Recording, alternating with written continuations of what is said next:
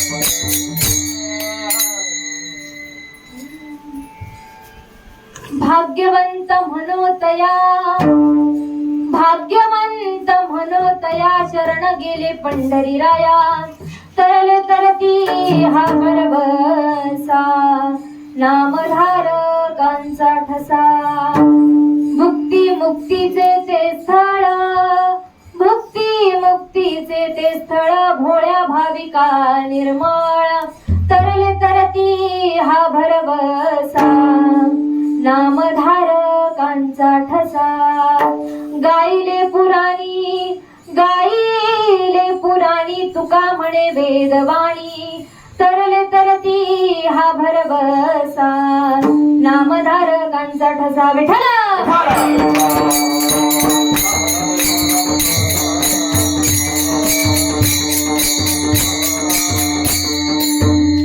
वक्रतुंड महाकार्य सूर्यकोटी समप्रभ निर्विघ्नं कुरु मे देव सर्वकार्येषु सर्वदा समचरण सरोजं सान्द्रणीलम्बुदाभं जगन्निहितपाणिं मण्डलं मण्डनाना तरुण तुलसी माला कंदरं कंजनेत्रं सदैदवलहासं विठ्ठलं चिन्तयामि पाण्डुरङ्गाकरो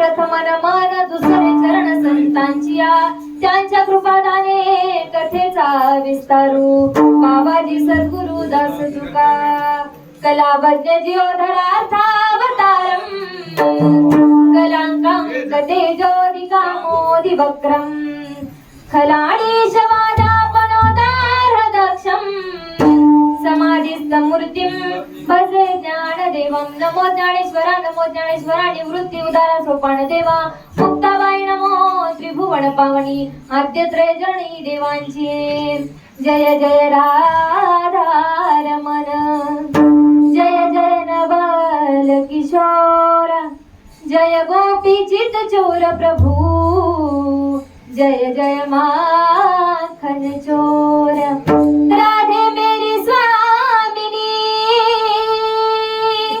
मैं राधे को हो दास जन्म जन्म मोहे दिजियो श्री वृंदावन वास जिथे ज्ञान विज्ञान संजीव होते जिथे योग विद्येस सामर्थ्य येते जिथे मानवाला मिळे मोक्ष गाथा तुझ्या पायरीसी सदा नम्र माथा मस्तक हे पाया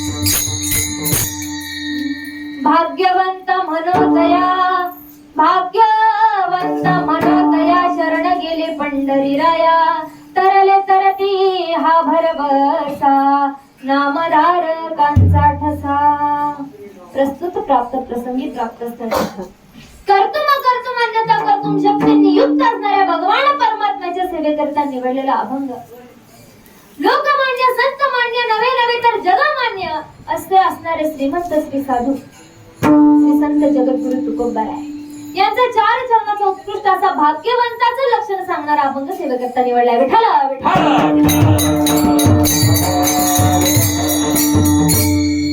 कीर्तनाला सुरुवात करण्या अगोदर अल्पासा परिहार देणं गरजेचं समजते म्हणजे असा खरं तर आपण सगळे इथं का जमलोय हे सगळ्यांनाच माहित आहे पण तरी सुद्धा सांगणं हे वक्त्याचं काय आद्य कर्तव्य वर्षानुवर्षापासून चालत आलेला हा भक्ती महोत्सव आणि आनंदी सोहळा काय म्हणते मी आनंदी सोहळा कारण की मला असं वाटत नाही की घरी कुणाला कितीही दुःख असू द्या पण पंढरीच्या वाटेवरती जो चालतो त्याच्या चेहऱ्यावर मात्र त्याच्यातला कणभर सुद्धा दुःख दिसत ही या देवाची या तीर्थक्षेत्राची आणि आपल्या मनामध्ये असणाऱ्या त्या भगवंताची काय श्रद्धा आहे आणि असा असणारा हा आनंदी सोहळा आषाढी वारीचं आणि त्या वारीतील आजची दशमीची सेवा मला मिळालेली आहे हे माझं भाग्य आहे त्यामुळे मी स्वतःला काय समजते भाग्यवंत समजते हे माझं भाग्य ही सेवा मला मिळाली आणि ज्यांच्या कृपेनं ही सेवा मला मिळाली ते म्हणजे गुरुवर्य हरिभक्तपरायण नलवडे महाराज असतील त्याचप्रमाणे सर्वच हरिभक्तपरायण असतील आता मी सगळ्यांचं नाव घेणार नाही पण तुम्ही सगळे मानाने वयाने आणि ज्ञानाने माझ्यापेक्षा खूप मोठे पण तरी सुद्धा तुम्ही मला ही सेवा करण्याची संधी दिली त्यामुळे भाग्यवान विठ्ठल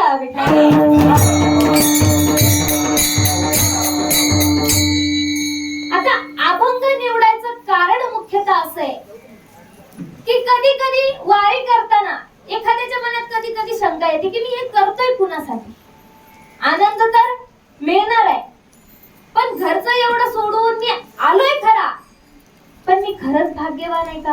मी देवाला शरण गेलोय पण मी खरंच भाग्यवान आहे का?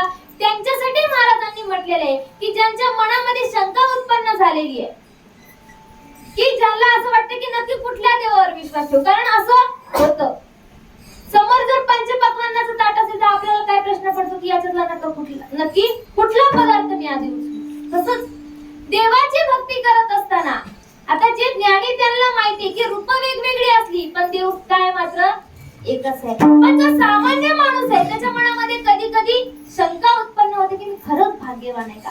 तर महाराज म्हणतात की या जीवनामध्ये आल्यानंतर खरा भाग्यवंत तोच आहे की जो माझ्या देवाला शरण गेला.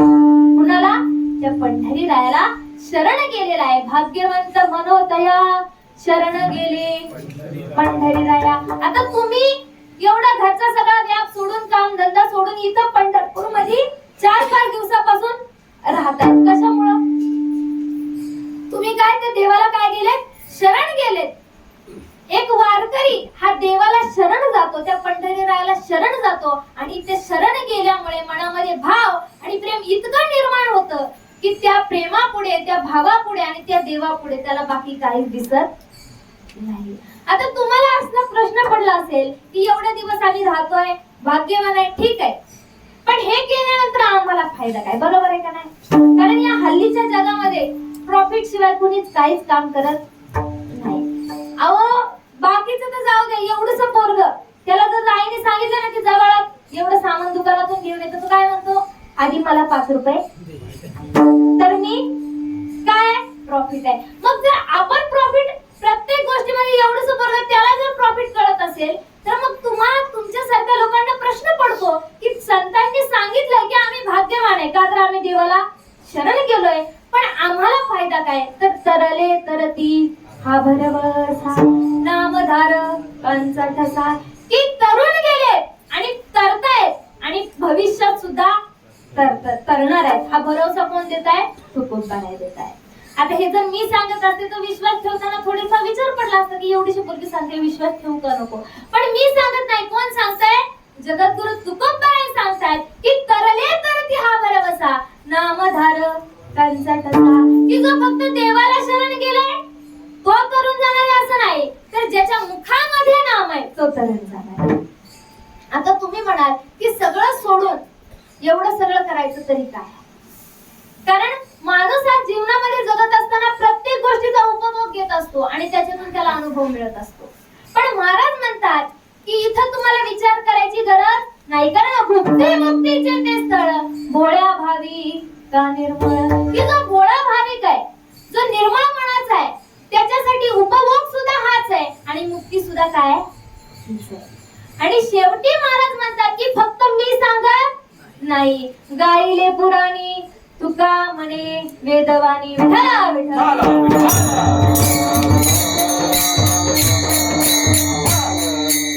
आता अभंगाला सुरुवात करताना पहिला प्रश्न हा निर्माण होतो की भाग्यवंत कोण? आता प्रत्येकाच्या दृष्टीने भाग्यवंताची व्याख्या काय आहे? वेगवेगळी. प्रत्येक जण स्वतःला भाग्यवंत म्हणतो. इथं बसलेला खरंच प्रत्येक जण भाग्यवान आहे, कारण की या देवाच्या मंदिराच्या आवारामध्ये आपल्याला राहण्याचं ठिकाण मिळाले, इथे आपण वास्तव्य करतोय, याच्यापेक्षा दुसरं भाग्य कुठलं? कारण तुम्ही बाकीच्या दिंड्या पहा, मंदिराच्या आसपास तर जागा नाहीच नाही, पण 4-5 किलोमीटर कुठंतरी पंढरपूरच्या बाहेर. पण आपण नशिबानं कुठे त्या देवाच्या जवळ आहे म्हणून भाग्यवान आहे. काही काहींना याचंच भाग्य वाटतं. काही काहींना काय वाटतं की मी पंढरपूर मध्ये आलोय त्याच्यामुळे मी काय भाग्यवान आहे. एखाद्याला काय वाटतं की जाऊ दे, मी नुसतं येऊ आलो नाहीये तर मी चंद्रभागेचं स्नान सुद्धा केलेलं आहे म्हणून मी काय भाग्यवान आहे. याच्याही पुढे जाऊन सांगते, एखाद्याला काय वाटतं की मी फक्त पंढरपुरामध्ये आलो नाही तर मला कळसाचं दर्शन झालेलं आहे म्हणून मी कोण आहे भाग्यवान आहे. आणि याच्याही पुढे एखाद्याला असं वाटतं की मी साक्षात पांडुरंग माझ्या डोळ्याने पाहिलेला आहे, ती रखुमा आई मी माझ्या डोळ्याने पाहिलेली, त्याच्यामुळे मी कोण आहे भाग्यवान. आणि ज्याने त्याच्या पायावर डोकं टेकवलंय तो तर सगळ्यात मोठा भाग्यवान समजून घेतो. विठ्ठला विठ्ठला. म्हणजे थोडक्यात सांगायचं काय की प्रत्येकाच्या विचारानं भाग्यवंताची व्याख्या काय वेगवेगळी. संसाराचा जर विचार केला तर आई वडिलांना काय वाटतं की मुलगा निर्व्यसनी निघाला, चांगल्या मार्गाला गेला, शिक्षण चांगलं घेतोय म्हणजे आम्ही काय भाग्यवान. याच्याही पुढे जाऊन सांगते, नवऱ्याने एखादा जर सुंदर नेकलेस बायकोसाठी आणला तर ती काय म्हणते मी कोण आहे. नवऱ्याने न सांगता काय आणला, नेकलेस आणला, हार आणला म्हणून मी कोण आहे, भाग्यवान आहे. याच्याही पुढे एखादा पोरगा काही न करता परीक्षेमध्ये पास होऊन जातो, तो काय म्हणतो मी खरंच भाग्यवान आहे, काही न करता काय झालो, पास झालो. भाग्यवंताची व्याख्या जर काढल्या तर रात्र जाईल पण तरी सुद्धा लिस्ट संपणार नाही. पण या ठिकाणी खऱ्या अर्थाने भाग्यवान कोण आहे तर जो माझ्या पंढरी रायाला, त्या पांडुरंग परमात्म्याला काय गेलाय, शरण गेलाय, तो खरा भाग्यवान. विठ्ठल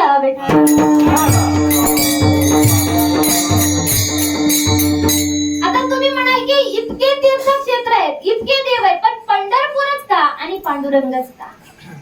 कारण एक लक्षात घ्या, तुम्ही काशीच्या ठिकाणी जा किंवा इतर कुठल्याही ठिकाणी जा, तिथं मोक्ष मिळतो.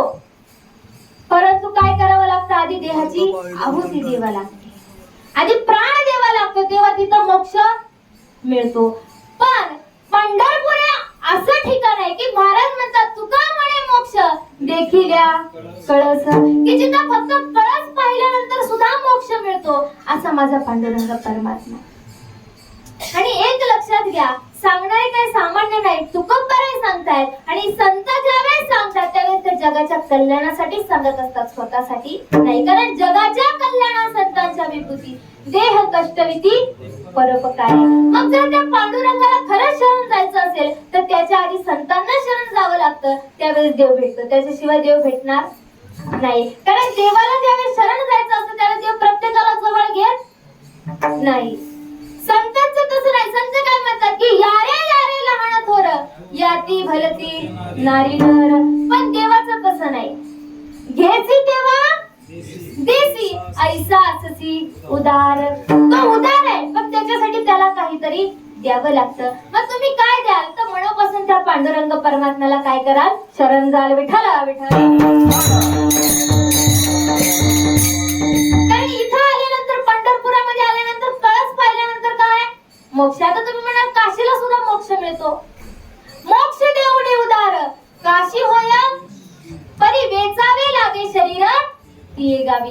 तिथं मोक्ष मिळतो पण आधी तिथं काय द्यावे लागतात, प्राण द्यावे लागतात, तेव्हा तिथं मोक्ष मिळतो. पण इथं कळस पाहिल्यानंतर काय मोक्ष. म्हणून पंढरी ठिकाण, म्हणून तो पांडुरंग परमात्मा.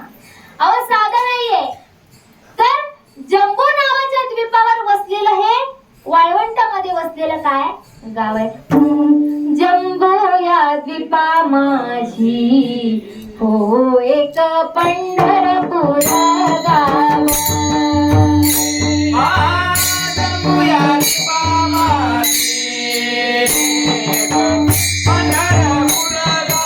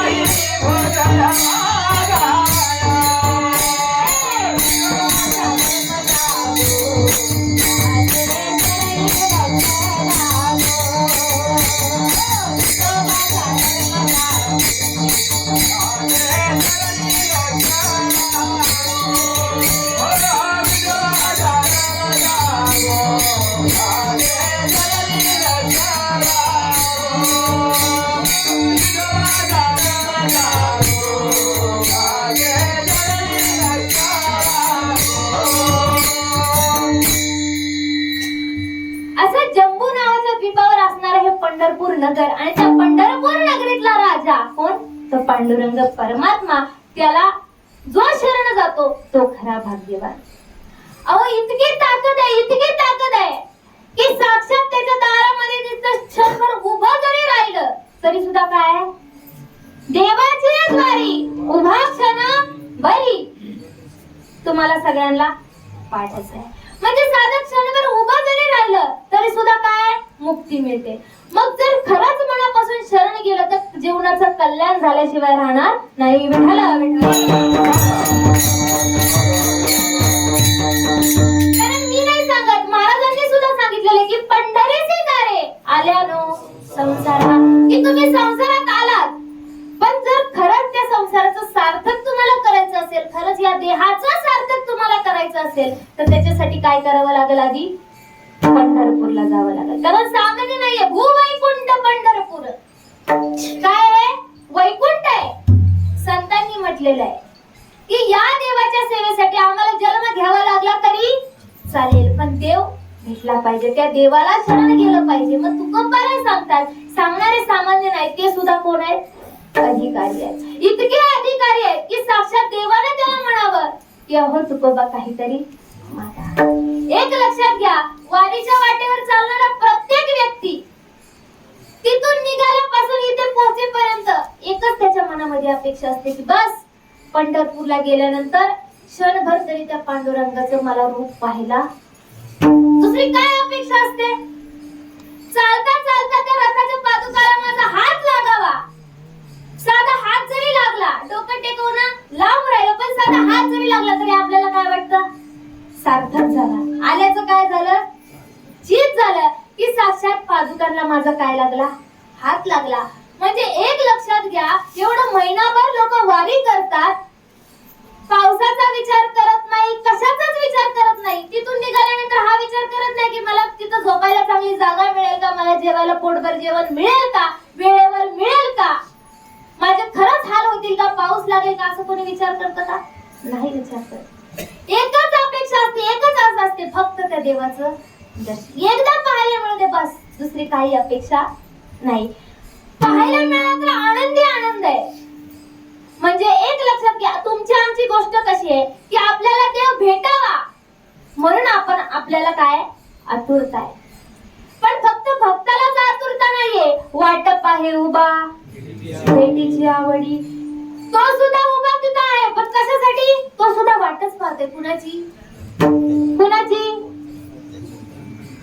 ज्याच्या अंतःकरणामध्ये देव आहे त्याची, जो घरून निघालाय पण मनामध्ये एकच आहे, घराला कुलूप लागलंय का नाही, मांजरीने दूध पिलं तर काय करायचं, चावी कुठं ठेवलीये, गेल्यावर चावी भेटेल का नाही, घरात चोरी झाली तर, असा विचार ज्याच्या मनामध्ये, त्याची वाट पाहतो का तो? कुणाची वाट पाहतो? की जो खराच अंतःकरणाने त्याला शरण गेलाय त्याची वाट तो पाहतो. अहो वारीचा प्रसंग आहे आणि पांडुरंग परमात्मा विटेवर उभे आहेत. लक्ष देऊन ऐका, मी कशाबद्दल सांगते तर जे आपल्याला उपदेश करतात, जे सांगतात ते कोण सामान्य नाही. पांडुरंग परमात्मा विटेवर उभा आहे आणि कळालंय की तुकोबाराय दर्शनासाठी आलेत. कुणाला? पांडुरंगाला. इतका चेहरा खुलला आणि इतका मनामध्ये आनंद निर्माण झाला का तर भेटायला कोण आले? तुकोबाराय भेटायला आले. ते तुकोबारायांकडे पाहतायत, तुकोबाराय त्यांच्याकडे पाहतायत. तुकोबाराय आले, हात जोडले आणि देवा प्रणाम केला आणि देवाने सांगितलं, हो तुकोबा, अहो तुकोबा. पण ज्यावेळेस तुकोबाराय दर्शन घेत होते त्यावेळेस देवानं मान खाली घातली. काय केलं देवानं? मान खाली घातली. तुकोबारायांनी देवाला प्रश्न केला, देवा तुझं दर्शन घेतलं, मी वाकलो हे ठीक आहे, पण तू का वाकलास? तू तर कोण आहे जगाचा मालक आहे, जेने हे विश्व निर्मिले, वृक्षाचीही पान हाले ज्याची, तू काही सामान्य नाही, मग तू का मान खाली केली, तू का खाली वाकला? कोण म्हणताय? तुकोबाराय. देवाने सांगितलं, अहो तुकोबा, भक्ती करता, नामस्मरण करता, सगळं करता, पण त्याच्या बदल्यात मात्र तुम्ही काही मागत आणि तुमच्या भक्तीचं आणि श्रद्धेचं ओझं इतकं झालंय की त्या ओझ्यानं माझी मान काय गेली? आपोआप खाली गेली. त्याच्यामुळे तुम्ही काहीतरी मागा, म्हणजे ती माझी मान काय होईल, थोडस तरी ओझं काय होईल डोक्यावरच कमी होईल. तुकोबारायांनी सांगितलं देवा कशाचीच गरज नाही, तुझ्या कृपेनं सगळं काही काय आहे? अनुकूल आहे. एक लक्षात घे, तुकोबाराय जेव्हा श्रीमंत होते तेव्हा त्यांच्या इतकं श्रीमंत आपल्या देव गावामध्ये कोणीच नव्हता. पण ज्या वेळेस तुकोबाराय गरीब होते त्यावेळेस त्यांच्या इतका गरीब सुद्धा अख्ख्या देव गावामध्ये कोणीच नव्हता. इतकी गरिबी होती. पत्नी बायका पोरं अन्न अन्न करून गेली, पण तुकोबारायांनी देवाला काही मागितलं नाही, दोष सुद्धा दिला नाही. तुकोबाराय सांगतात की देवा मला काहीच नको. दोघांचं किती वेळचं हेच चाललंय. देव म्हणतोय काहीतरी मागा, तुकोबा म्हणताय काहीच नको. बराच वेळ खेळ चालू राहिला आणि शेवटी देव तुकोबांना म्हणाले ठीक आहे तुम्हाला नाही ना मागायचं, नाही मागायचं, मग ठीक आहे मी मागतो ते मला द्या. कोण म्हणतंय? देव. तुकोबाराय हसू लागले. मला सांगा आपण जर देवळात गेलो आणि चुकून म्हणते आम्ही उगाच भ्रमण जाऊ नका, चुकून जर देव आपल्याला म्हणाला की मला काहीतरी तुझ्याकडनं पाहिजे, तर आपण काय विचार करू आमच्याकडे काय देण्यासारखं? मागायला तर तुझ्याकडेच येतोय. कारण किती प्रयत्न केले तरी शेवटचा पर्याय कोण आहे? देव आहे. तुकोबाराय सुद्धा हसू लागले की देवा अरे तू जगाचा मालक आहे, काय कमी आहे तुझ्याकडं आणि तू मला काय मागणार आहेस? देवाने सांगितलं मागितलं तर द्याल का? तुकोबारायाने सांगितलं अरे देवा माग तर तू. देवाने सांगितलं असं नाही जमणार, आधी शब्द द्या. कुणाला सांगितलं? तुकोबारायाला. वचन द्या आधी. तुकोबारायाने वचन दिलं आणि देवाने सांगितलं मला असं मागायचंय की तुकोबा तुम्ही माझ्याकडे काहीतरी मागा. आता तुम्ही म्हणाल रात्रभर असंच चालणार आहे का? हे म्हणणार काहीतरी मागा, ते म्हणणार काहीतरी मागा.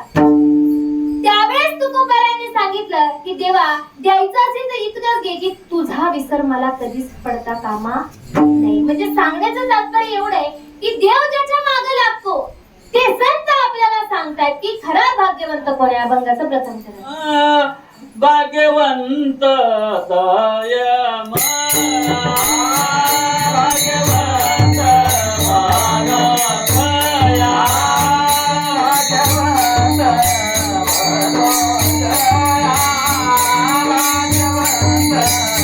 मनोदया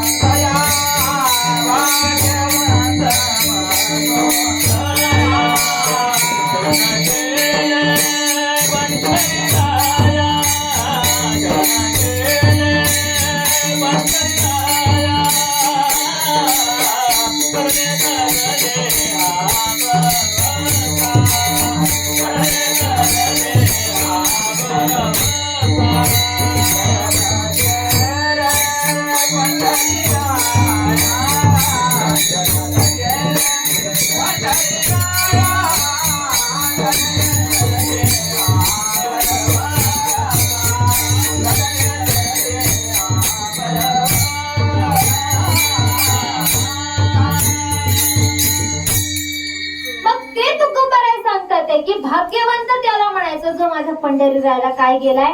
शरण गेलाय, की ज्याने सर्वस्व त्याच्या चरणी अर्पण केलंय तो खरा भाग्यवंत आहे. मग आता आपण एका दृष्टीने विचार करायचा की आपण खरंच मनापासून देवाला शरण गेलोय का? कारण जो मनापासून देवाला शरण जातो त्याच्या मनामध्ये मात्र कसलीच अपेक्षा नसते. आपण शरण जातो पण शरीराने शरण जातो, मनाने शरण जात नाही. त्याच्यामुळे पूर्णपणे भाग्यवंत तुकोबारायांच्या दृष्टीने तो भाग्यवंत शब्दामध्ये आपण लागू पडत नाही. कारण खरा भाग्यवंत तो आहे की ज्याने सर्वस्व देवाला वाहिला. तर तुम्ही म्हणाल की याचा अर्थ असा का सगळं घरदार सोडून द्यायचं आणि देवळामध्ये येऊन विठ्ठल विठ्ठल करत बसायचं? असं अजिबात नाही. कारण कुठल्याही संतांनी असं सांगितलं नाही की तुम्ही संसार करू नका. सांगितलं का कोणी असं? नाही. पण तुम्ही संसारातून वेळात वेळ काढून काय करा? परमार्थ करा असं संतांनी सांगितलेलं आहे. थोडा वेळ करा पण काय करा? मनापासून करा. त्या आळंदीपासून पंढरपूर पर्यंत जीवाच्या वर चालत येण्यापेक्षा 4 दिवस इथं पंढरपुरामध्ये राहून मनापासून त्या देवाचं नाम घेतलेलं कधी पण चांगलं. आता ह्या भाग्यवंताच्या व्याख्यामध्ये आपण सगळे येतात. कारण की मनात नाही भाव पण देवा मला तू भाव अशी अपेक्षा ज्याच्या मनामध्ये तो खरा भाग्यवंत नाही. तर जो मनाने देवाला शरण गेलेला आहे तो तो खरा भाग्यवंत विठ्ठल.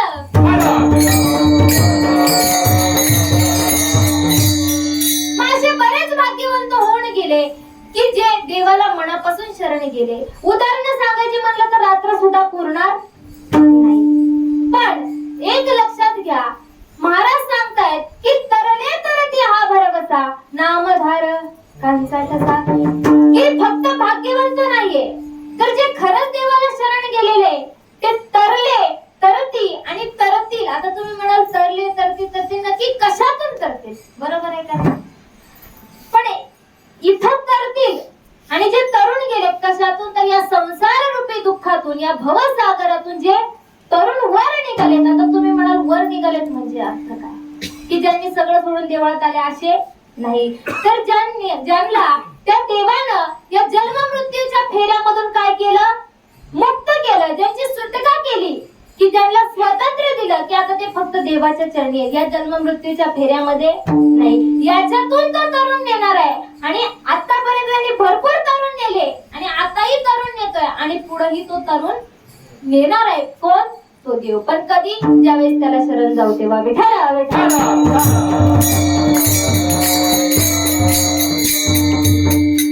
कारण एक लक्षात घ्या, वाल्य कोणाला देवानं मोक्ष दिला, पण त्याचं मागचं आयुष्य देवानं पाहिलं नाही. तो मनापासून देवाला शरण गेला म्हणून काय मिळाला? मोक्ष मिळाला. जनाबाईचा उद्धार केला, भरपूर जणांचा देवानं उद्धार केला, पण त्याचं मागचं आयुष्य पाहिलं नाही. तर जो ज्याने शेवटच्या वेळी का होईना पण सगळं काय केलंय देवाला अर्पण केले, शेवटच्या क्षणी का होईना पण माहितीये की देवा आता तूच आहे सगळं, बाकी काहीच नको, एवढी अपेक्षा ज्याच्या मनामध्ये निर्माण झालेली आहे तो खरा भाग्यवान आणि तो खरा देवाला शरण गेलेला. अशा भक्तांना देव तारून नेतो. मग अशा भक्तांच्या व्याख्यामध्ये, अशा भक्तांच्या लिस्ट मध्ये जर बसायचं असेल तर तुकोबरायांच्या प्रमाणे काय करावं लागेल, त्या देवाला मनापासून शरण जावं लागेल. आता 8:30 पासून एकादश सुरू झालेली आहे. आता सकाळी सांगितलं महाराजांनी, पण आता ज्याच्या त्याच्या मनाचा भाव आहे, मनाचा ज्याच्या त्याच्या मनाची श्रद्धा. पण एकादशीला सुद्धा मनापासून एकादश करणं हे सुद्धा काय आहे, देवाविषयी काय आहे, भक्ती आहे. एक लक्षात घ्या, भक्ती म्हणजे फक्त टाळ वाजवणं नाही, भक्ती म्हणजे फक्त कीर्तन करणं नाही, भक्ती म्हणजे तर देवाचं स्मरण म्हणजे खरी भक्ती. कारण एक लक्षात घ्या, या ठिकाणी या वारकरी संप्रदायामध्ये कुणालाही वेगवेगळं पुण्य नाही. कारण मी कीर्तन करते तरी तर मला सुद्धा तेवढंच पुण्य आहे, गायनाचार्याला सुद्धा तेवढंच पुण्य आहे, मृदंगाचार्याला सुद्धा तेवढंच पुण्य आहे. आणि याच्याही पलीकडे तुम्ही जेवढे बसलेले सगळे श्रोते मंडळ आहेत तुम्हाला सुद्धा काय तेवढंच. तुम्ही जरी ऐकायला बसले असाल आणि मी जरी सांगायला उभी असेल तरी सुद्धा पुण्य मात्र काय समान आहे. पण काय पाहिजे मनामध्ये? श्रद्धा. विठ्ठल विठ्ठल.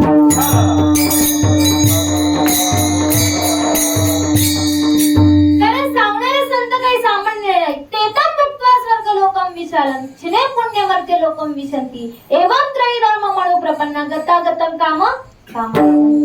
की ते सुद्धा सामान्य नाही. ज्यावेळेस ते सांगतात त्यावेळेस ते भक्ताच्या हिताचंच असतं. आणि आता तुम्ही म्हणाल की आतापर्यंत एवढं सांगितलं देवाला शरण जा, देवाला शरण जा, तो खरा भाग्यवान, पण उदाहरण दिल्याशिवाय समजणार? समज झोप आली का तुम्हाला? पण एक लक्षात घ्या, देवाच्या ठिकाणी सासू सुनाच्या गोष्टी मी सांगू शकत आणि कोणी सांगूही नाही, बाकीचं ठिकाण. पण या ठिकाणी बोलत असताना काहीतरी कीर्तन करायला सुद्धा काय थोड्याफार मर्यादा आहे. इथं विनोद करून चालणार नाही, तर सासू सुनाच्या गोष्टी सुद्धा सांगून मला चालणार नाही. कुणीच कोणताच कीर्तनकार सांगू शकत नाही. भले बाहेर एक लक्षात घ्या, बाकीच्या सप्त्यामध्ये, बाकीच्या ठिकाणामध्ये वर्ष श्राद्ध असेल, दहावा असेल किंवा बाकी कुठलाही सोहळा असेल आणि तिथं कीर्तन असेल, त्यावेळेस एक वेळेस कीर्तनकाराला थोडीशी सूट असते. पण ज्यावेळेस देवाच्या दारात कीर्तन असतं त्यावेळेस तो सुद्धा कोण आहे? एक बांधील आहे. हे मनोरंजनाचं ठिकाण नाही. तुम्ही असा विचार करू नका की इतका वेळ झाला एक सुद्धा विनोद सांगितला नाही. पण इतका वेळ झालं पण मनामध्ये इतकं मी सांगितलं देवाचं दर्शन भाग्यवान. इतक्या वेळामध्ये एकदा जरी त्या पांडुरंगाची मूर्ती डोळ्यासमोर आली असेल तरी सुद्धा तुमच्या इतकी भाग्यवान मी. विठ्ठल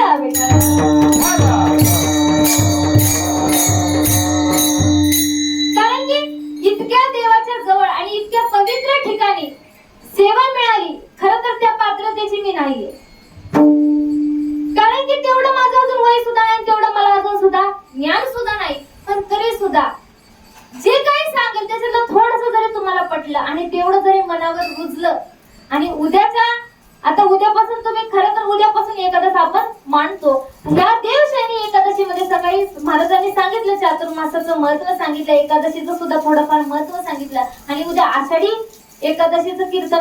महत्व, उद्या कीर्तनच त्याच्यावर होणार आहे, त्याच्यामुळे मी काही त्या विषयाकडे वळणार नाही. पण इतकं मी सांगितल्यानंतर कुठेतरी मनामध्ये थोडस जरी परिवर्तन झालं आणि त्या देवाला शरण जायची इच्छा झाली तर माझ्या इतकी भाग्यवान कुणी नाही. विठाला विठाला.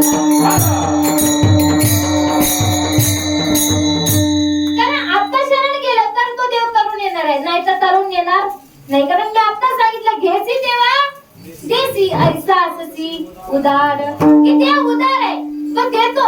देताना तो कुठल्याच प्रकारचा विचार करत नाही, पण जो मनापासून त्याला शरण गेलाय त्याच्यासाठी तो देतो. आणि जो खरंच शरण गेलाय त्याला सांगायची सुद्धा गरज लागत नाही की देवा मला याची कमतरता आहे आणि तू मला दे.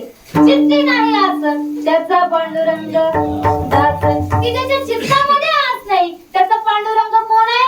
दास आहे. सखा म्हणत नाही किंवा देव सुद्धा म्हणत नाही किंवा वडील आई नाही म्हणत, कोण आहे त्याचा पांडुरंग? दास आहे. आणि का दुसरे मज नाही आता,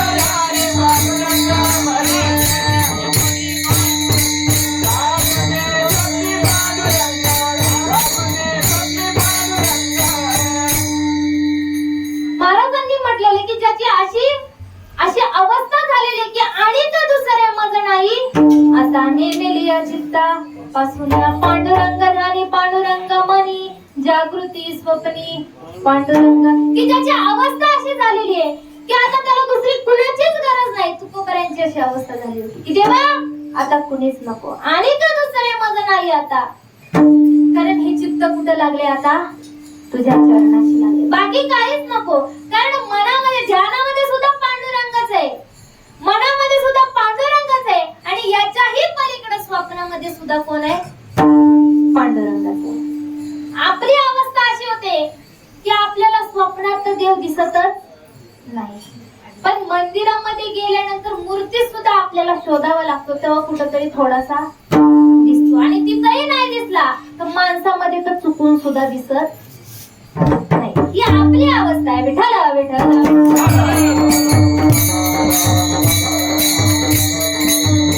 पण जो खरा भक्ती करणार आहे, महाराजांनी सांगितलेले की जे जे भेटे भूत ते ते मानी जे भगवंत, हा भक्ती योग निश्चित जाण माझा. महाराजांनी सांगितलेलं आहे की देवळातल्या मूर्तीतला देव तुम्हाला एक वेळेस नाही दिसला तरी चालेल, पण जे जे भेटे भूत, इथं काय मिळाले? काय म्हणाले? भूत म्हणाले, इथं मनुष्य सुद्धा म्हटलेलं नाही. कारण याचा अर्थ असा होतो की जे जे कुणीही भेटू द्या, प्राणी भेटू द्या, माणूस भेटू द्या, कुणीही भेटू द्या, पण तो भेटल्यानंतर तो काय आहे? भगवंत आहे असं समजून जो वागणूक देतो आणि असं समजून जो समोरच्याची व्यवहार करतो तो कोण आहे? भक्त आहे. आणि हा भक्ती योग आहे. विठाला विठाला. माझी अवस्था ज्याची झालेली की आणि का दुसरे मज नाही आता, तुकोबाराय सांगतात की तो खरा भाग्यवान आहे. की कारण ज्यावेळेस अशी अवस्था होते त्यावेळेस देवाला शरण गेल्यानंतर त्याला दुसरं काहीच दिसत नाही. बाकी तुम्ही काही त्याच्या समोर ठेवा पण त्याला काहीच दिसत नाही. आणि आपला विचार केला तर आपण देवळामध्ये जरी गेलो आणि देवाची मूर्ती जरी समोर असेल तरी सुद्धा आपल्या मनातला भाव हा पूर्णपणे जागृत होईलच याच्यामध्ये शंकाच आहे. आणि एक उदाहरण मी तुम्हाला देते साधं, की म्हणजे तुम्ही मनापासून उत्तर द्या. देवाच्या दारात एक खोटं बोलायचं नाही. आता समजा आता रात्रीची वेळ झाली, अंधार पडलेला आहे, तुम्ही असं चालत चालत आपले पंढरपूरच्या रस्त्याने निघाले. आता इथं गल्ली गल्लीत थोडाफार अंधार आहे, प्रत्येकाला माहिती आहे. आणि त्या अंधारामध्ये चालता चालता तुम्हाला जर समजा एखादं काहीतरी चमकलं आणि तुम्ही अशी बॅटरी त्याच्याकडे मारली आणि तुम्हाला दिसलं काय काय तिथं? पांडुरंगाची मूर्ती आहे. काय चमकतीये, सोनेरी रंग आहे आणि काय? पांडुरंगाची मूर्ती किंवा रामाची मूर्ती, कुठलीही धरा देवाची मूर्ती तुम्हाला दिसली. आता मला सांगा, रस्त्यामध्ये अशी एखादी पडलेली मूर्ती दिसल्यानंतर आपण काय करू सांगा बरं? झोपले का सगळे? बोला. तुम्हाला जर रस्त्याने जाता जाता एखादी देवाची मूर्ती दिसली, समजा रामाची मूर्ती तुम्हाला घरी जाताना रस्त्याने दिसली, तर तुम्ही काय कराल? तिथंच ठेवाल का तिला? काय करणार?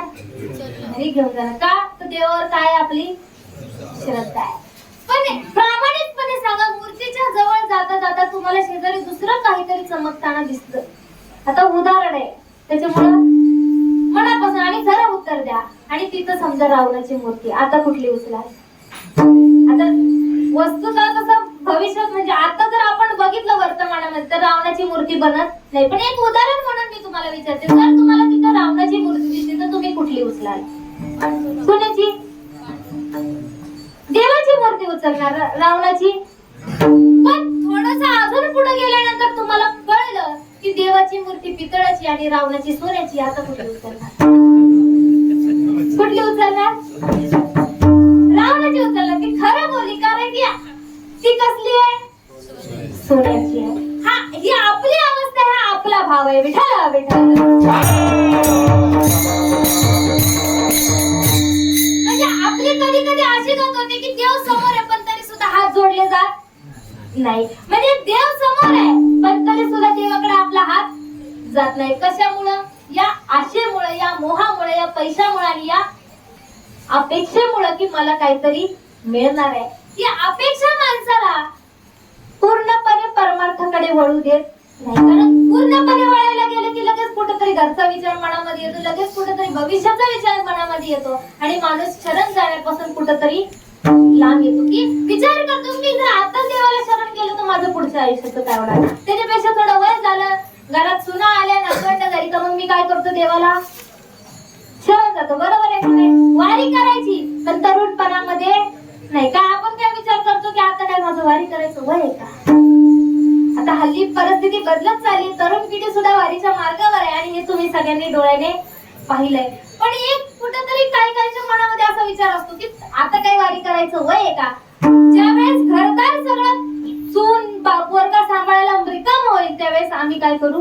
वारी करू. पण एक लक्षात घ्या, तुम्हाला आम्हाला चुकलेला गजरा, चुकलेलं फुल चालत नाही तर त्या देवाला चालणार आहे का?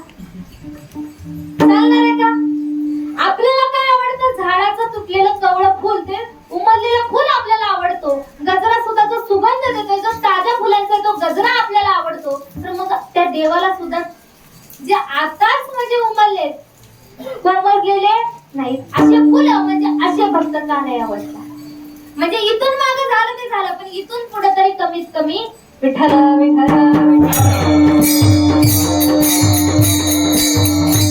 कारण आता केलं तरच तो देव आपल्याला याच्यातून तारून नेणार नाही. अशी वासना त्याच्या मनामध्ये की जो पूर्णपणे देवाला शरण गेलाय त्या भक्तासाठी देव न बोलवता येतो. त्याला सांगायची गरज लागत नाही. अहो, वारीची प्रथा जर आपण पाहिली तर वारी भगवान शंकरांपासून सुरू झालेली आणि ते आतापर्यंत चालू आहे. आणि मला खात्री आहे की जोपर्यंत चंद्र सूर्य आहे तोपर्यंत ही परंपरा तुटणार नाही. कारण जो कट्टर वारकरी, जो खरा वारकरी, तो काय विचार करतो? काही होऊ दे पण माझा नियम मी मोडणार, एकादशीला पंढरपूरला गेल्याशिवाय राहणार नाही. का? तर देवाविषयी काय श्रद्धा आहे. असंच एकाच्या मनात आलं, त्याचं नाव कुर्मदास. हात नाही, पाय नाही, पण कीर्तनाला जायची फार आवड. इतकी आवड कीर्तनाला जायची. वारीची तयारी चाललेली आहे, गावामध्ये कीर्तन सुरू आहे आणि कुर्मदासाला कीर्तनाला जायचंय. वय झालंय 22, हात नाही आणि पाय सुद्धा नाही, कीर्तनाला जायचंय. आई उचलून घेऊन कीर्तनाला नेऊन बसायची. 1 दिवस झाला, 2 दिवस झाला आणि शेवटी मात्र आईने सांगितलं, बाबा तुला रोज एवढं तिथं घेऊन जायचं आणि परत घेऊन यायचं माझ्याच्याने की आता शक्य नाही. कुर्मदासाने विनंती केली, अगं हे आजच्या दिवस फक्त जाऊ दे, उद्यापासून हट्ट करणार नाही. आईने उचलले. शेवटी आईची ती माया उचललं आणि कीर्तनामध्ये नेऊन बसवलं. भानुदासांचं कीर्तन चालू होतं. कीर्तन चालू आहे आणि कुर्मदासाच्या मनामध्ये इच्छा निर्माण झाली. कसली? पंढरपूरला जायची.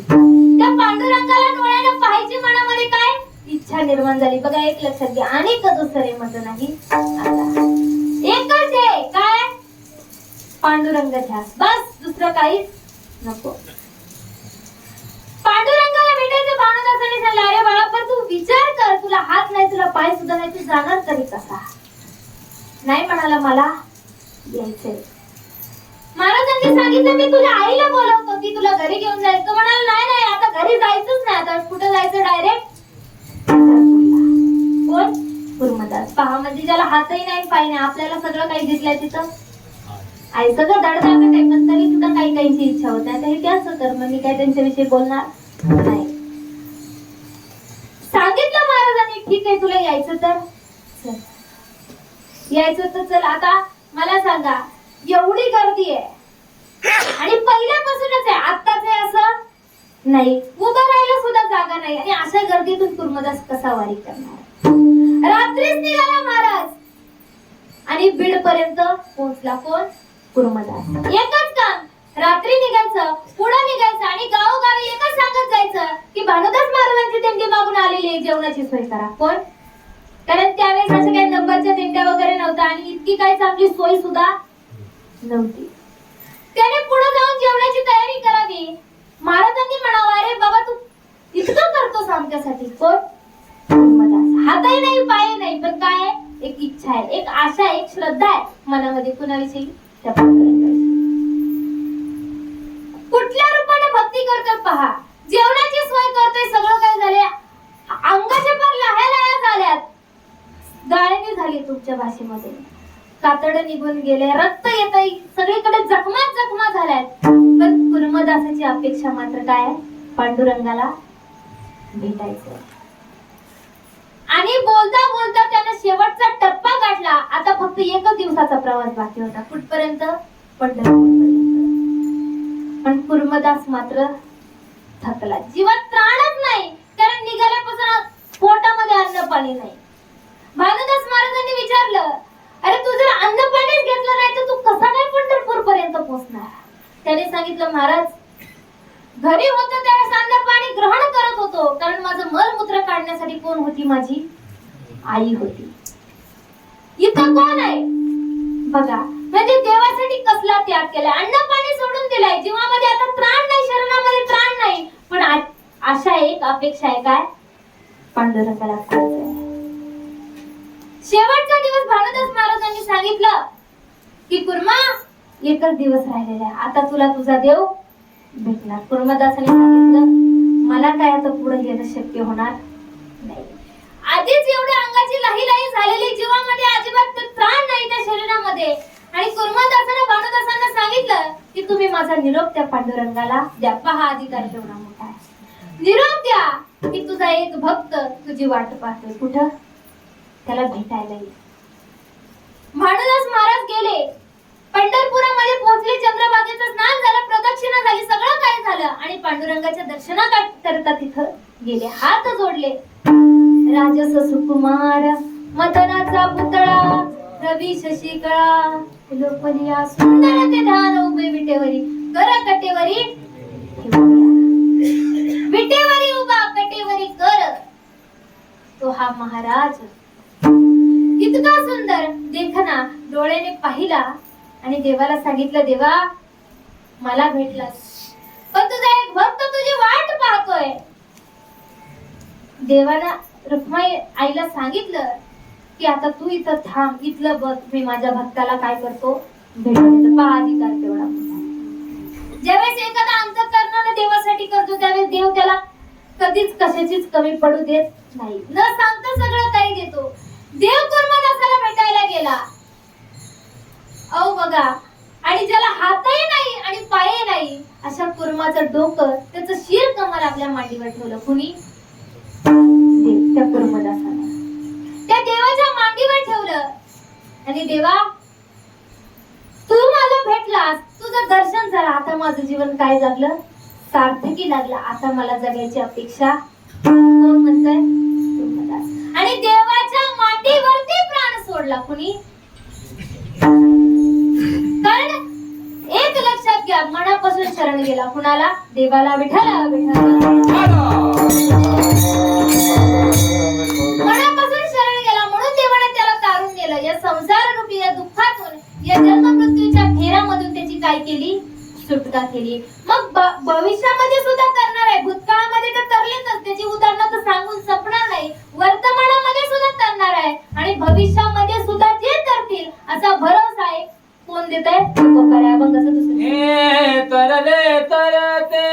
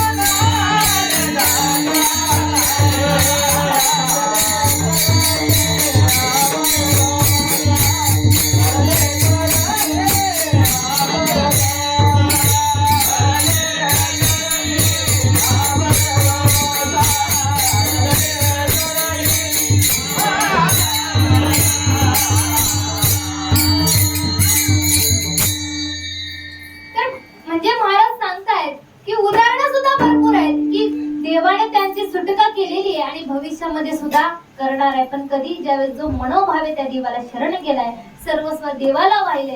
कारण एक लक्षात घ्या, संतांच्या मागे देव लागत होता, आपल्याला देवाच्या मागे लागावं लागतंय. वस्तुस्थिती बरोबर आहे की नाही? देव संतांना सांगत होता काहीतरी मागा आणि आपल्याला देवाला सांगावं लागतं देवा एवढी मोठी लिस्ट आहे पण यातलं काहीतरी. बरोबर आहे का नाही? एक मी तुम्हाला साधा प्रश्न विचारते, आतापर्यंत तुम्ही भरपूर वेळा मंदिरात जाता किंवा रोजही जात असाल, पण त्या देवापुढे हात जोडल्यानंतर आतापर्यंत एकाने तरी असं मागितलंय की देवा, मागितलं का? प्रामाणिकपणे सांगे की देवा इतक्या दिवस झालं मी तुला पाहतोय, पण एक मनामध्ये अपेक्षा आहे की एकदा तरी माझ्या घरी ये. म्हणलंय कोणी असं? म्हटलंय का? नाही म्हणत, कारण आपली अपेक्षाच नाही. याच्याही पुढे जाऊन सांगे एकदा तरी कोणी असं म्हटलं की देवा साक्षात नाही का नाही पण स्वप्नात तरी दर्शन दे, असं तरी म्हणतो का आपण? आपण देवापुढे जातो, हात जोडतो, पण लिस्ट आपली काहीतरी भलतीच असते की देवा हे मिळालं नाही, ते मिळू दे. काही लोक महाराज वस्तुस्थिती वारी सुद्धा याच्यासाठी करतात की देवा हे मला दे तर मी तुझी वारी करेन. काहीतरी मागणं मागतात आणि ती मागणी जर पूर्ण झाली तर देवा मी तुझी काय करीन, आळंदी पासून पंढरपूर पर्यंत काय करीन, वारी करेन. किंवा जेव्हा मी तुझी वारी करतो पण तू मला हे दे. म्हणजे देवावर आपण देवावर कर्ज ठेवतो की देवा आता तुझी वारी केलेली आहे पण त्याच्या बदल्यात तुला मला काहीतरी द्यायचंय. पण अशी ज्याची अपेक्षा आहे त्याला देव कधीच पावत नाही आणि पावणार सुद्धा नाही. विठाला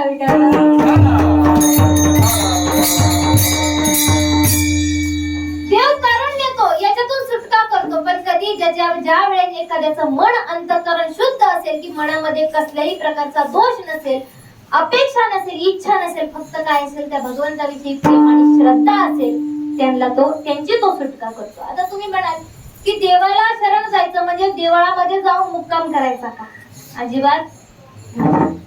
कारण एक लक्षात घ्या, संसार करता करता परमार्थ करता येतो, कारण इथं उपभोग सुद्धा घेता येतो आणि जर व्यवस्थित आपण वागलो तर मुक्ती सुद्धा मिळते, मोक्ष सुद्धा प्राप्त करता येतो. कारण हे दोन्ही सुद्धा इथं मिळतं आणि हा अधिकार फक्त नरदेवाला आहे, बाकी कुणाला नाही. म्हणून महाराज म्हणतात की भुक्ती मुक्तीचे ते स्थळ भोळ्या भावी काय म्हण.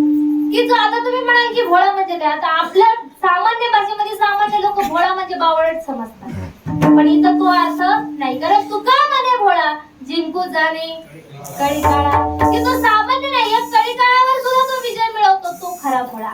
का तो मनानं काय निर्मळ आहे की त्याच्या मनामध्ये कसल्याही प्रकारची बाधा नाही, कसल्याही प्रकारचा दोष नाही, असा निर्मळ आणि असा भोळा तो खरा भाविक आहे. विठाला विठाला.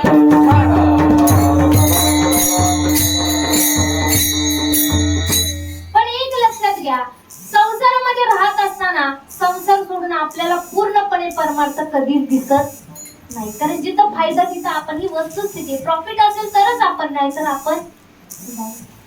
वारी करत असताना प्रत्येक वारीमध्ये किंवा प्रत्येक दिंडीमध्ये सकाळच्या वेळी हरिपाठ होतो, बरोबर आहे का? काय होतो मग? हाय म्हणजे तुम्ही जागे, मला वाटलं झोपले का, एक तर आधीच 9 वाजून गेले तिकडनं, एक तर तुम्हाला, मला तरी ब्रेक मिळाला पण तुम्हाला ब्रेक मिळालेला नाही, पण तरी सुद्धा तुम्ही बसून राहिलात, हेच ह्याच्यासाठी मी खरी भाग्यवान समजते. सकाळच्या वेळी लोक काय करतात, वारकरी काय करतात, काकडा करतात.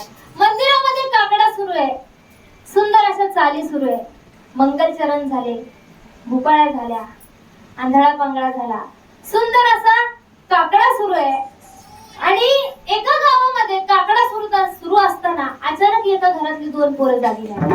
आता मी अचानक म्हणते कारण घरोघरचा प्रत्येक जण काकड्याला येतोच हे मला माहिती नाही जात, आणि तुम्हाला सुद्धा, तुम्ही तर माझ्यापेक्षा खूप मानाने वयाने मोठे, तुम्हाला सगळ्यांना माहिती काकड्याला किती जण येतात ते.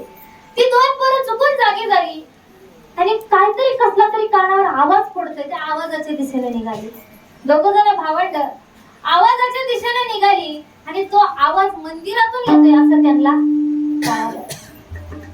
सकाळच्या वेळी गेली, मंदिरामध्ये जाऊन बसली, सुंदर असे चाली सुरू आहेत, मंगलचरण सुरू आहे, भुपाळ्या सुरू आहे, आंधळे पांगळे सुरू आहे, काकडा जोरामध्ये सुरू आहे, विठ्ठल विठ्ठल.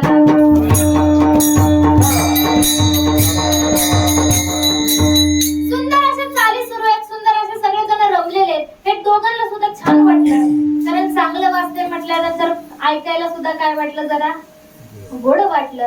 आणि काकडा करत असताना शेवटी मात्र काय आल्या, गवळणी आल्या. गवळणी सुरू झाले, मग यांचा उत्साह जरा अजूनच वाढला, कारण गवळणी कशा असतात हे तुम्हाला सगळ्यांना माहिती आहे. महाराजांनी गवळण सुरू केली. वृंदावनी वेणुकवनाचा मायवादे, वृंदावनी वेणुकवनाचा मायवादे.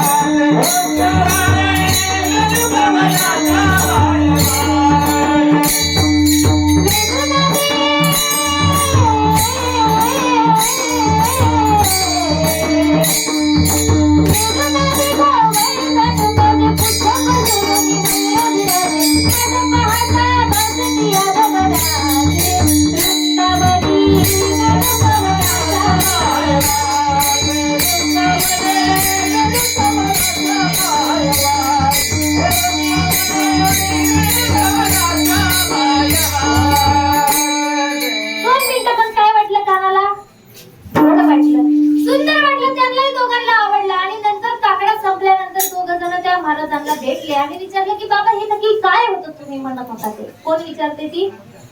2 पोरं की आतापर्यंत तुम्ही इतका वेळ म्हणत होता हे नक्की काय, म्हणजे कसला प्रकार, हा कुठल्या गाण्याचा प्रकार आहे?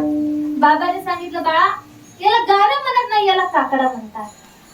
काकडा तो कसला असतो, कोण म्हणते ती? 2 पोरं.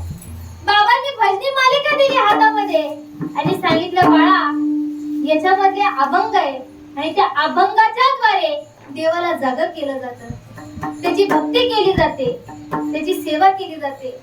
त्याच्यातलं एकाला ते जरा चांगलं वाटलं आणि त्याने सांगितलं बाबा माझी सुद्धा अशी इच्छा आहे, उद्याच्या काकड्याला मी सुद्धा काहीतरी म्हणेल. कोण म्हणला तो? वर्गा. आता बाबांनी त्याला भजनी मालिका दिली आणि 5 अभंगाला अशा खुणा करून दिल्या आणि सांगितलं की दिवसभरामध्ये एवढे 5 अभंग काय करतो, पाठ कर. आणि दुसऱ्याला बोलवलं तो म्हटला मला काही याच्यामध्ये इंटरेस्ट नाही, तुम्ही काय मला जबरदस्ती करू नका. असं म्हटल्यानंतर कोणी सांगल का परत? एकाने भजनी मालिका घेतली, दोघही पोरं घरी गेली, आवरलं वगैरे सगळं काही झालं आणि ज्या पोरानं भजनी मालिका घेऊन आला होता तो त्याने ती भजनी मालिका घेतली आणि एका आंब्याच्या झाडाखाली जाऊन बसला. का तर ते 5 अभंग काय करायला लावलेत, मला पाठ करायला लावले. आंब्याच्या झाडाखाली जाऊन बसला. दिवसभर त्यानं मनापासून ते 5 अभंग काय केले, पाठ केले. का तर काहीतरी थोडा अंतःकरणामध्ये काहीतरी त्याला वाटलं असेल.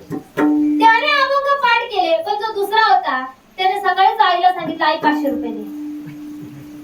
आई म्हणाली कशासाठी, मला पाहिजे तू. आई म्हणाली नाही देणारचा. पोरगा कुठे गेला, वडिलांकडे गेला. आता तिकडून ऑर्डर आल्यानंतर तुम्ही नाही म्हणणार आहे का, महिला म्हणतात झोपला का. इकडून ऑर्डर आली की पोराला 500 रुपये द्यायचे, तुम्ही नाही म्हणणार आहे का. आईने दिले 500 रुपये, पोरगा गेला. डायरेक्ट संध्याकाळीच घरी आला. दिवसभरामध्ये त्याने ती 500 रुपयाची भाजी खरेदी केली आणि त्या गावामध्ये जाऊन त्यानं विकली आणि त्याला 300 रुपये काय झाला, प्रॉफिट झाला. म्हणजे किती रुपये झाले त्याचे, 800 रुपये झाले. 800 रुपये घेऊन पोरगा घरी आला आणि संध्याकाळ दिवसभर ज्याने मनापासून अभंग पाठ केले होते तो पोरगा सुद्धा घरी आला. आणि दोघांनी कौतुकाने आपण केलेलं कार्य. आता लहान म्हणजे बघा, एखादा मुलगा असेल किंवा मुलगी असेल, घरामध्ये ज्यावेळेस लहान मुलं असतात त्यावेळेस त्यांनी जर एखादं काहीतरी केलं तर ते काय कौतुकानं मम्मीकडे किंवा पप्पांकडे सांगायला जातात. दोघं जण आवडीने आले आणि सांगितलं. त्याने सांगितलं, हे बघ आई, सकाळपासून त्या बाबांनी मला अभंग पाठ करायला लावले होते आणि मी 5च्या 5 अभंग काय केले, तोंडपाठ केलेत. आता ते बाबा मला उद्या काय करतील, काकडा म्हणायला देतील. आणि त्याच वेळी यानं त्या 300 रुपये प्रॉफिट झालेले आईला दिले. आई हे बघ, तू दिले 500 आणि हे वरचे काय 300. आता मला सांगा, त्या आईच्या जागी तुम्ही असता तर तुम्हाला खरं कौतुक कुणाचं वाटलं असतं, कुणाचं कौतुक वाटलं असतं. म्हणजे इतकं आपण संसारामध्ये गुंतले, इतकं प्रेम आहे की परमार्थाकडे जाता जाता, म्हणजे मी मगाशीच सांगितलं ना, समोर देव आहे पण हात जोडता येत नाही. विठाला विठाला ही अपेक्षा ज्याची बदलते आणि ज्याचं खरं देवावर खरं प्रेम होतं आणि जो मनापासून खरं देवाला शरण जातो तो खरा भाविक आणि तो खरा निर्मळ मनाचा कोण आहे, भक्त आहे. मग तुम्ही भक्ती करत असताना ठिकाणाचा विचार करू नका, कारण उपभोग सुद्धा इथंच आहे आणि मुक्ती सुद्धा इथंच आहे. अभंगाचं 3रं चरण. मुक्ती मुक्तीचे हे स्थान, मुक्ती मुक्तीचे हे स्थान, मुक्ती मुक्तीचे स्थान, मुक्ती मुक्तीचे स्थान, मुक्ती मुक्तीचे स्थान,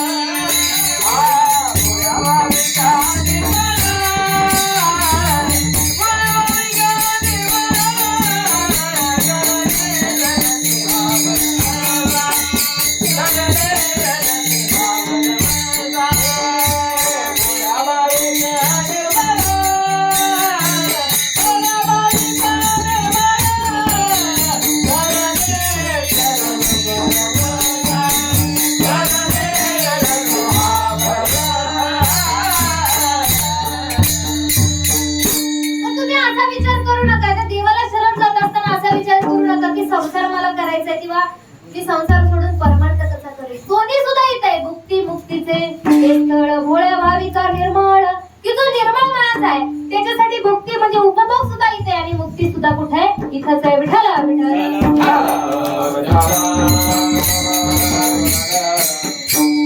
एकच सगळ्यांनी हात वर करायचे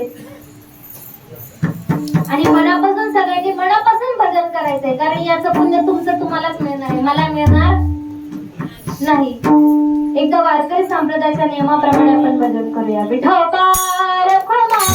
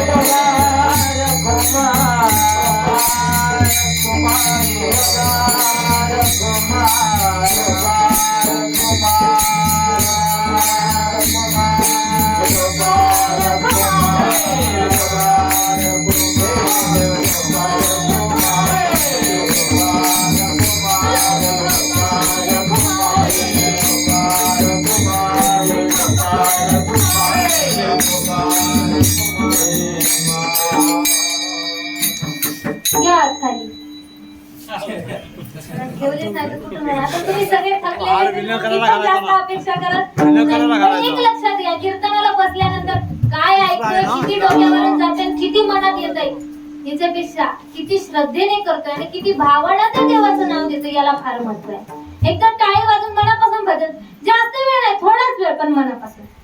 कारण हेच तुमच्या बरोबर येणार आहे. इथून ह्याच आठवणी तुम्ही घेऊन जाणार आहे.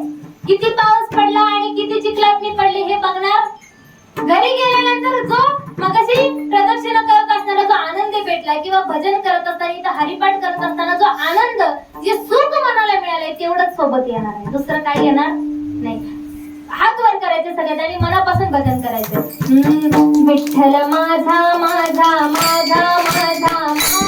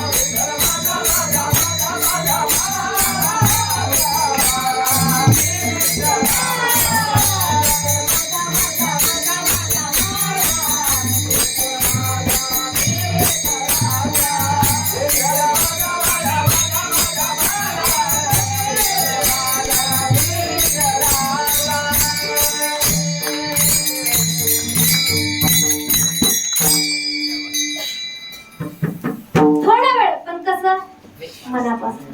इतकं गोड होतं की ते देवाला सुद्धा वाटलं असेल कुठंतरी इथं थोडा वेळ मी जावं. कारण कसं केलं, मनापासून केलं. एवढंच लक्षात घ्यायचं की दिवसभर त्या देवापुढे टाळ वाजवण्यापेक्षा 15च मिनिटं करा, पण कसं करा, मनापासून करा. विठ्ठल विठ्ठल. कारण तो देव बाकी काहीच बघत नाही. तुम्ही त्याला किती मोठा हार घातला, गुलाबाच्या फुलाचा घातला का झेंडूच्या फुलाचा घातला तो बघत. किती तुम्ही प्रेमाने घातला आणि किती मनापासून घातला त्याला माहित नाही. कारण थोर प्रेमाचा केला हाची दुष्काळ त्याला तेवढाच दुष्काळ आहे. तुम्ही वारीला आलात, किती दक्षिणा दिली आणि किती मोठा प्रसाद देवाला व्हायला त्याला महत्व नाही. तुम्ही तुळशीचं पान व्हा, पण रस्त्याने चालत असताना मनामध्ये त्या विठ्ठलाचं स्मरण करा. ज्यानं लाखाचं जरी देवाला काही दान केलं पण मनामध्ये जर देवच नसेल तर त्या दानाला सुद्धा किंमत काय आहे? शून्य आहे. पण एखाद्यानं तुळशीचं पान जरी वाहिलं पण मनामध्ये काय आहे? प्रेम आहे, भाव आहे, श्रद्धा आहे, एक आपुलकी आहे. जसं आता आपण म्हटलं की विठ्ठल माझा, मी विठ्ठलाचा. एक लक्षात घे, देवाला माझं म्हणणं खूप सोपं आहे, पण ज्या वेळेस आपण खरं देवाला शरण जाऊ त्यावेळेस देव म्हणेल की हा भक्त माझा आहे. आणि फक्त मी देव माझा आहे असं म्हणण्यात काही अर्थ नाही. पण ज्या भक्ताला देवाने म्हटलेलं की हा भक्त कोण आहे? माझा आहे, त्यावेळेस त्याचं जीवन सार्थकी लागल्याशिवाय राहणार नाही. विठ्ठल विठ्ठल. म्हणून महाराज म्हणतात की जो माझ्या देवाला शरण गेलाय तो कोण आहे? भाग्यवंत आहे आणि त्याला माझा देव तरुण देणार आहे. या संसार रूपी या जन्म मृत्यूच्या फेऱ्यातून त्याची काय करणार आहे? सुटका करणार आहे. आणि त्याला शरण जाण्याकरता त्याचं स्मरण करण्याकरता ठिकाणाची काय वेगळ्या ठिकाणाची मंदिराची गरज नाही. कारण उपभोग सुद्धा इथंच आहे आणि मुक्ती सुद्धा इथंच आहे. फक्त करणारा भक्त कसा पाहिजे? निर्मळ मनाचा पाहिजे. आणि शेवटी महाराज म्हणतात की हे फक्त मी सांगितलेलं नाहीये.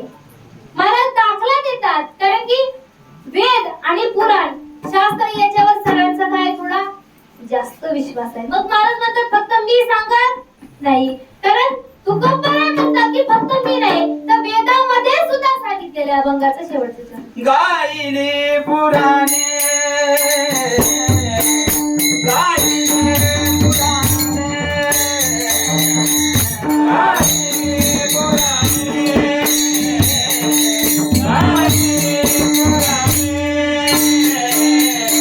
गायले पुराणे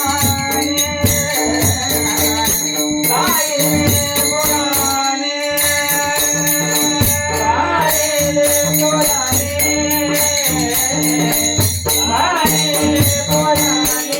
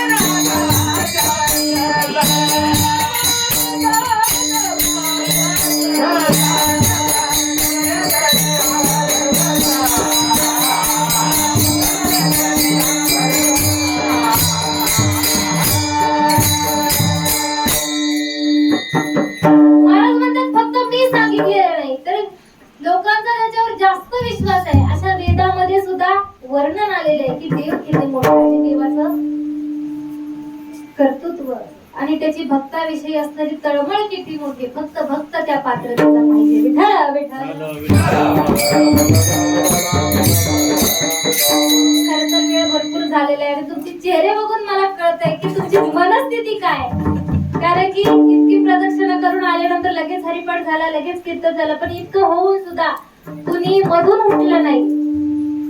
याच्यावरून तुमची देवाविषयी असणारी श्रद्धा प्रत्येकाच्या लक्षात येते. टाळकऱ्यांनी चांगली साथ दिल्याबद्दल त्यांचे कोटी कोटी धन्यवाद. गायनाचार्यांनी उत्कृष्ट साथ दिली. मला तुमचं कुणाचंच नाव माहित नाहीये पण तरी सुद्धा मनापासून आभार. मृदुंगाचार्यांनी उत्कृष्ट साथ दिली. दोघांनी त्या महाराजांनी आणि तुम्ही सुद्धा बाबांनी खूप साथ चांगली दिल्याबद्दल तुमचेही आभार. त्याचप्रमाणे इथे उपस्थित असणारे सगळे वारकरी, सगळे माझ्यापेक्षा वयाने मानाने ज्ञानाने खूप मोठे, पण तरी सुद्धा मला इथं सेवा करण्याची एक संधी दिली. जे काही चांगलं असेल, जे चुकीचं असेल ते माझ्या बुद्धीचे दोष समजून माझं मला परत करा. पण जे काही थोडंसं जरी काही एखादं चांगलं वाटलं असेल तर ते नक्कीच घेण्याचा प्रयत्न करा. त्याच्यातून जर तुमच्या जीवनात मध्ये काहीतरी बदल होणार असेल आणि तुम्ही जर कुठंतरी देवाच्या दिशेने प्रवास करताना कुठंतरी तो प्रवास थोडासा कमी होणार असेल असं जर तुम्हाला वाटतंय तर ती गोष्ट नक्की घेण्याचा प्रयत्न करा. तुम्ही इतका वेळ झाला इथं बसून राहिला त्याबद्दल तुमचेही मनापासून धन्यवाद. ही सेवा मिळाली मला त्याबद्दल सुद्धा मनापासून धन्यवाद. झालेली सेवा पांडुरंगाच्या चरणी अर्पण करते, माऊलींच्या चरणी अर्पण करते, माझ्या जन्मदात्या माता पित्यांच्या गुरुवर्यांच्या चरणी अर्पण करते आणि माझ्या सेवेला पूर्णविराम. ज्ञानेश्वर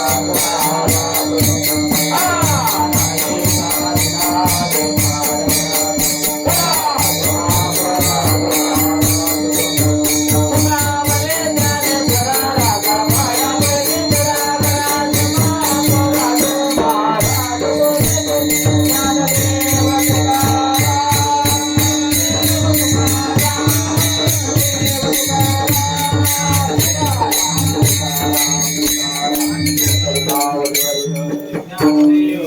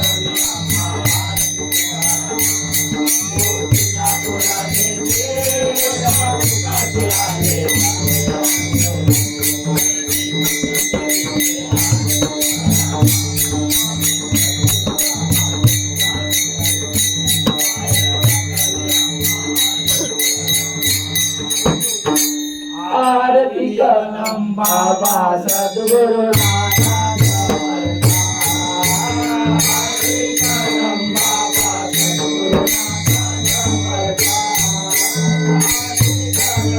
बाबा सद्गुरु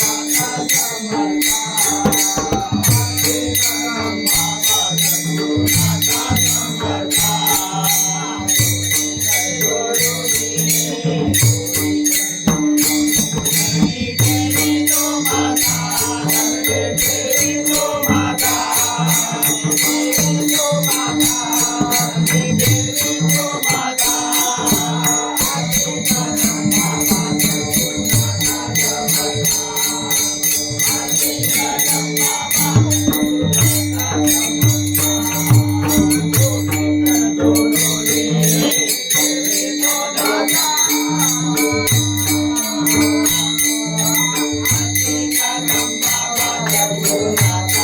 समर्थ आरती करम बाबा सद्गुरु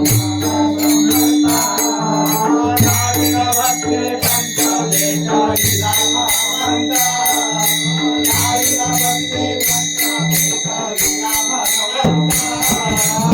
समर्थ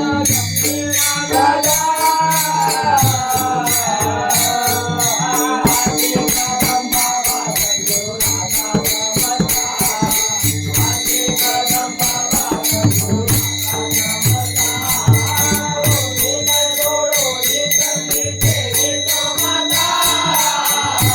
सद्गुरु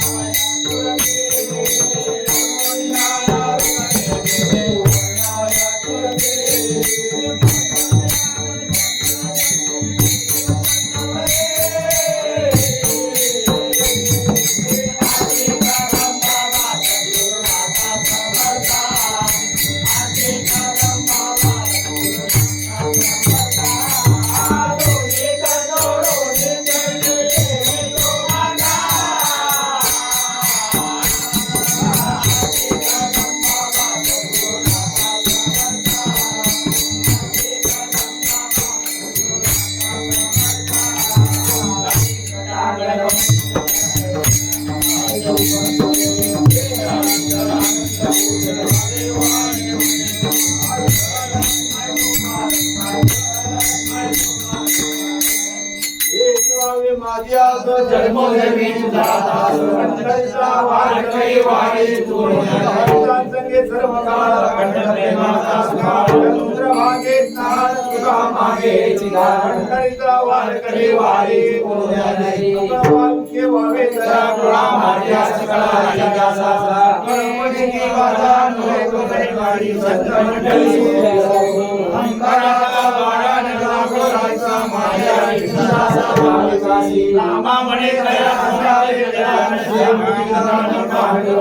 कल्पने माता नवे काळी काळी सतमणी सुखी असो मागणे तुझे सिद्धी पाय या संतांचे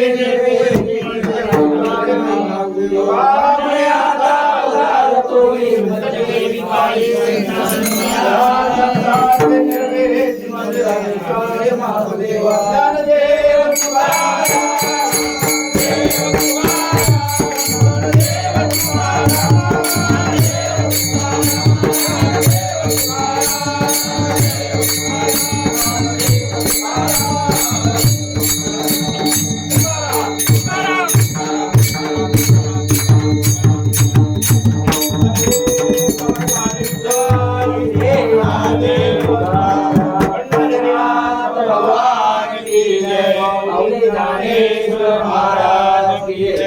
गुरु तुकाराम महाराज की